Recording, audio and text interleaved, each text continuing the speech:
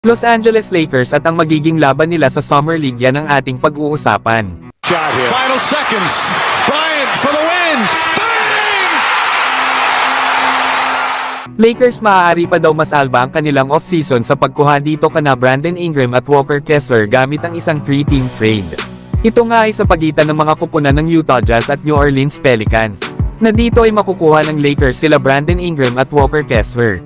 Para naman sa Utah Jazz ay makukuha naman nila sila D'Angelo Russell, Maxwell Lewis at 2 second-round picks mula sa Lakers. Para naman sa Utah Jazz ay makukuha naman nila sila Rui Hachimura, Jalen Hood-Schifino, Gabe Vincent at ang 2029 first-round pick via Lakers. Sa trade nga daw na ito ay makakakuha ang Jazz ng multiple second-round picks. Isa pa ay madali lang daw matitrade ng Jazz itong si D'Angelo Russell lalo at nasa expiring contract na ito.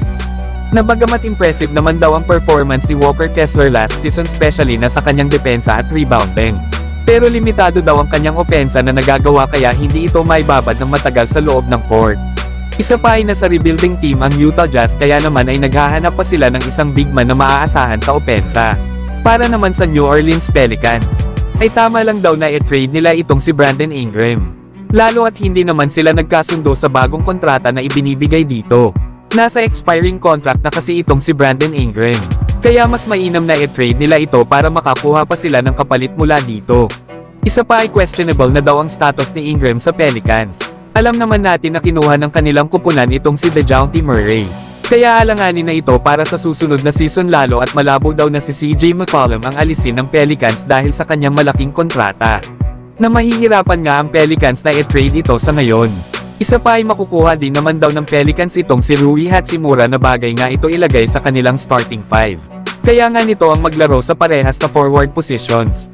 Lalo at proven na din itong si Rui Hachimura na isang scorer at defensive player. At ang pinakamaganda pa nito ay panigurado daw na lottery pick ang makukuha nila. Dahil sa 2029 first round pick na makukuha nila sa 3-team trade na ito sa Lakers. Dahil panigurado na wala na daw sila Davis at LeBron sa Lakers sa taon na yun. Para naman sa Lakers ay solid din naman ang kanilang mga makukuhang players. Lalo at magkakaroon na daw itong si Anthony Davis ng kasamang isang sentro. Kaya makakabalik na siya sa pagiging power forward. Lalo nga din daw lalakas ang depensa ng Lakers lalo na ang pagkuha sa mga offensive rebounds na dito nga kilala itong si Walker Kessler. Na bagamat kailangan daw ibigay ng Lakers ang kanilang 2029 first round pick para sa isang player na may expiring contract.